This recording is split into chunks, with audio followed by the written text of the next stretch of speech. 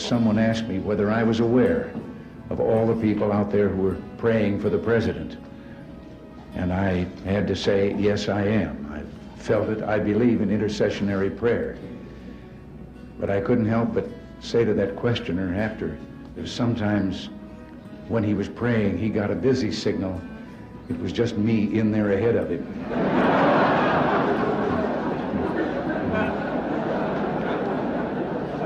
I think I understand how Abraham Lincoln felt when he said, I have been driven many times to my knees by the overwhelming conviction that I had nowhere else to go.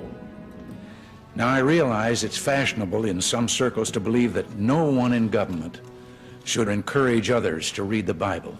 That we're told that we'll violate the constitutional separation of church and state established by the Founding Fathers in the First Amendment. The First Amendment was not written to protect people and their laws from religious values. It was written to protect those values from government tyranny. I've said that we must be cautious in claiming God is on our side. I think the real question we must answer is, are we on his side? No matter where we live, we have a promise that can make all the difference. A promise from Jesus to soothe our sorrows, heal our hearts, and drive away our fears. He promised there will never be a dark night that does not end. Our weeping may endure for a night, but joy cometh in the morning. He promised if our hearts are true, his love will be as sure as sunlight. And by dying for us, Jesus showed how far our love should be ready to go. All the way.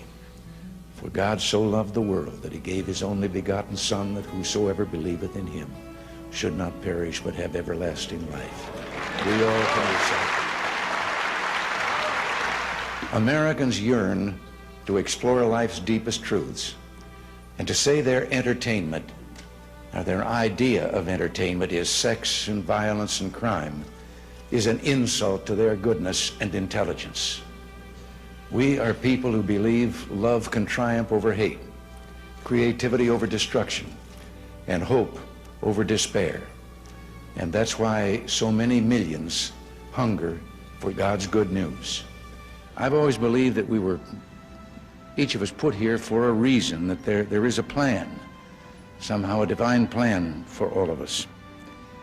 I know now that whatever days are left to me belong to him. I also believe this blessed land was set apart in a very special way. Our forebears came not for gold, but mainly in search of God and the freedom to worship in their own way. We've been a free people living under the law with faith in our Maker and in our future. I've said before that the most sublime picture in American history is of George Washington on his knees in the snow at Valley Forge. That image personifies a people who know that it's not enough to depend on our own courage and goodness. We must also seek help from God, our Father and Preserver.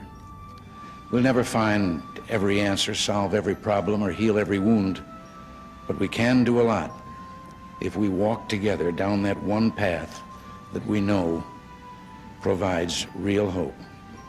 The morality and values such faith implies are deeply embedded in our national character.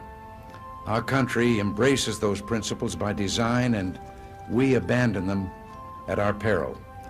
My experience in this office I hold has only deepened a belief I've held for many years. Within the covers of that single book are all the answers to all the problems that face us today if we'd only read and believe.